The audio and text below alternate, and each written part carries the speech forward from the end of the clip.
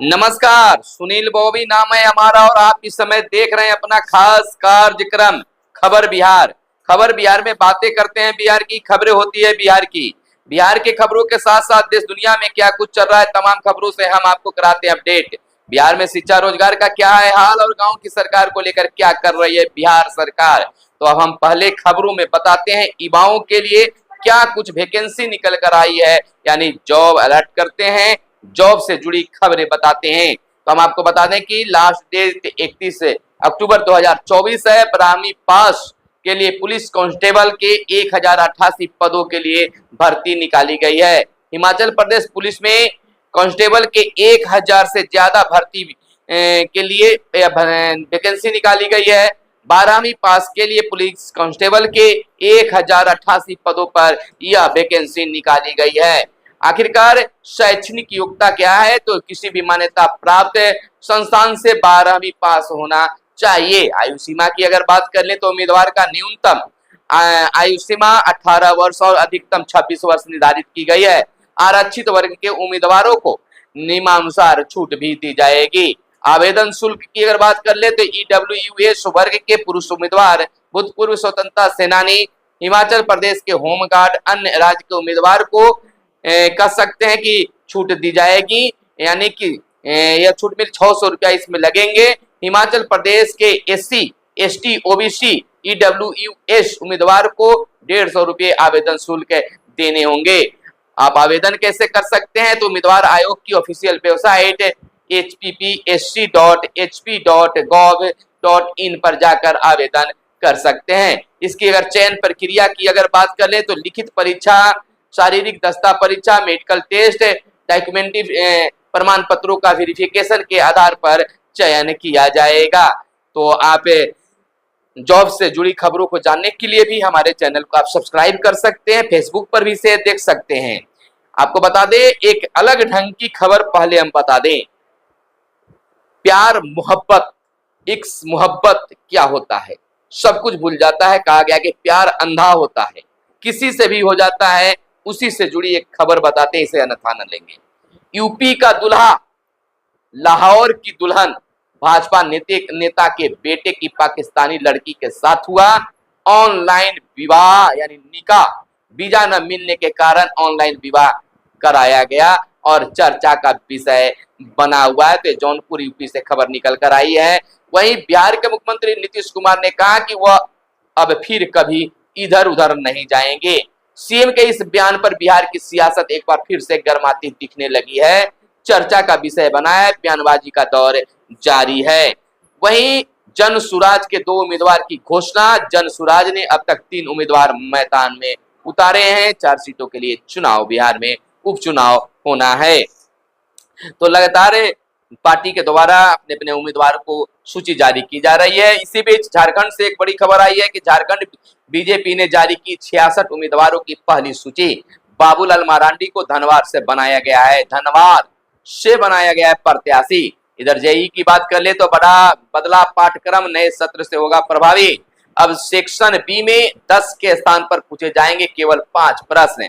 Section B में नहीं मिलेगा वैकल्पिक प्रश्न, सभी को हल करना जरूरी होगा। नेशनल टेस्टिंग एजेंसी एनटीए ने जेई मेन के सिलेबस में एक बार फिर से बदलाव किया है। अब जेई मेन 2025 प्रश्न पत्र के सेक्शन बी में वैकल्पिक प्रश्न शामिल नहीं होंगे। एनटीए के अधिकारियों ने कहा कि यह इंजीनियरिंग, बीई, बीटेक पेपर 1 और आर्किटेक्चर एंड प्लानिंग पेपर 2 दोनों टेस्ट पर लागू होगा। तो यह बड़ा बदलाव इसमें किया गया है। वहीं सरकारी अस्पतालों में लगेंगे सीसीटीवी कैमरे, यानी कि बिहार के सभी सरकारी अस्पतालों में सीसीटीवी कैमरे लगने की प्लानिंग हो रही है। कंट्रोल एंड कमांड सेंटर से गतिविधियों पर नजर रखी जाएगी। आपको बता दें कि स्वास्थ्य विभाग ने अस्पतालों की निगरानी प्रणाली को और अधिक दुरुस्त करने का निर्णय लिया है। सदर अस्पताल के बाद अब अनुमंडल अस्पताल सहित सभी अस्पतालों में सीसीटीवी कैमरे लगाए जाएंगे। विभाग के कंट्रोल एंड कमांड सेंटर के जरिए सीसीटीवी कैमरों से अस्पतालों की गतिविधियों पर नजर रखी जाएगी। विभाग को अस्पताल में डॉक्टर, नर्स और मेडिकल स्टाफ की उपस्थिति से लेकर इलाज तक की गतिविधियों की भी जानकारी मिलेगी। इलाज में लापरवाही बरतने वालों पर कार्रवाई भी की जाएगी। अभी जिला अस्पतालों की डिजिटल मॉनिटरिंग हो रही है। मिशन सुधार के तहत राज्य के सभी जिला अस्पतालों में सीसीटीवी कैमरे लगाए गए हैं। अस्पताल में डॉक्टर ड्यूटी से गायब होते हैं तो मुख्यालय की निगरानी में पकड़े जाएंगे। इमरजेंसी में आने वाले मरीजों को मिल रही सेवाओं की भी निगरानी होगी। दवा काउंटर पर मरीजों की भीड़ और दी जा रही दवाओं को मुख्यालय देख सकता है। विभाग की निगरानी से अस्पतालों में पैथोलॉजी और रेडियोलॉजी की सेवाओं की जानकारी भी मिलती रहेगी। ये बड़ी व्यवस्था अस्पतालों के लिए की जा रही है। मरीजों को खास सुविधा मिलेगा। बिहार वासियों को खास सुविधा देने का उद्देश्य रखा गया है। इधर सरकारी योजनाओं की दी जाएगी जानकारी। गतिशील से जुड़ेंगे विभाग के पोर्टल से। और बता दें कि पीएम गति शक्ति प्लेटफॉर्म से राज्य सरकार के विभिन्न विभागों के पोर्टल जुड़ेंगे। बीते दिन मुख्य सचिव अमृतलाल मीना की अध्यक्षता में हुई बैठक में यह निर्णय लिया गया है। केंद्र सरकार द्वारा जारी या प्रारंभ किए गए पीएम राष्ट्रीय गति शक्ति मास्टर प्लान से बिहार सरकार के विभिन्न अस्पतालों या विभागों में पोर्टल व भूमि राजस्व डाटा के साथ ही बिहार से जुड़े अन्य महत्वपूर्ण डाटा जोड़े जाएंगे इसमें। वहीं अगली खबर की ओर अगर हम बात करें तो जमीन से जुड़े दस्तावेज के डिजिटाइजेशन की गुणवत्ता की जांच करेगा अब राजस्व विभाग। रजिस्टर टू स्कैनिंग प्राथमिकता के स्तर पर करने का दिया गया है निर्देश। विभागीय सचिव जय सिंह ने जिलाधिकारियों को लिखा है पत्र। जांच के बाद डिजिटाइजेशन दस्तावेज को पोर्टल पर अपलोड करें। अपर समहर्ता एवं उप समहर्ता को जांच का जिम्मा भी सौंपा गया है। तो जमीन सर्वे को लेकर बहुत बड़ा बदलाव होते रह रहा है। इधर भारत पाकिस्तान को अतीत भूलकर अच्छे पड़ोसी की तरह रहना चाहिए। नवाज शरीफ की भारत के साथ संबंध सुधारने की है यह पैरवी वाला बयान। विदेश मंत्री एस जयशंकर की इस्लामाबाद यात्रा के बाद पाकिस्तान के पूर्व प्रधानमंत्री नवाज शरीफ ने भारत के साथ संबंध सुधारने की पैरवी की है। उन्होंने कहा है कि दोनों देशों की अतीत को भूलकर अच्छे पड़ोसियों की तरह रहना चाहिए। उन्होंने जयशंकर की पाकिस्तान यात्रा को अच्छी शुरुआत बताया। बता दें कि पाकिस्तान की मेजबानी में 15-16 अक्टूबर को संघाई सहयोग गठन ACO का शिखर सम्मेलन हुआ था। इसमें जयशंकर ने भारत का प्रतिनिधित्व किया था। उसके बाद यह बयान आया है पाकिस्तान की ओर से। इधर अब आधार और पैन कार्ड की तरह कभी भी निकलवा सकेंगे ड्राइवरी लाइसेंस और RC। बता दें कि दिल्ली सरकार एक और बड़ी राहत देने जा रही है। यहाँ के लोगों को ड्राइविंग लाइसेंस और RC की कॉपी निकलवाना बेहद आसान हो जाएगी। तो यह बड़ी छूट दिल्ली वासियों को मिल रही है। इस साल देश में दीपावली के पहले ही ठंड देगी दस्तक। आपको बताते चले कि पश्चिमी विक्षोभ को देखते हुए इसमें कहा गया कि पश्चिमी विक्षोभ के चलते 24 से पहाड़ों पर शुरू होगी बर्फबारी। उसके बाद उत्तरी पश्चिमी हवाओं के कारण तेज होने लगेगी ठंड।